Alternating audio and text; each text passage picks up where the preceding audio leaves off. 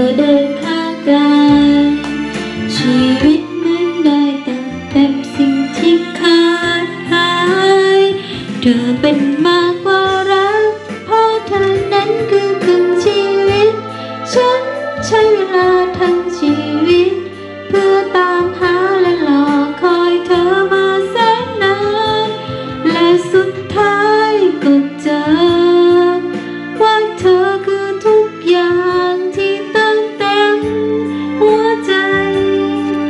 จากนี้ทุกลมหายใจฉันคือเธอ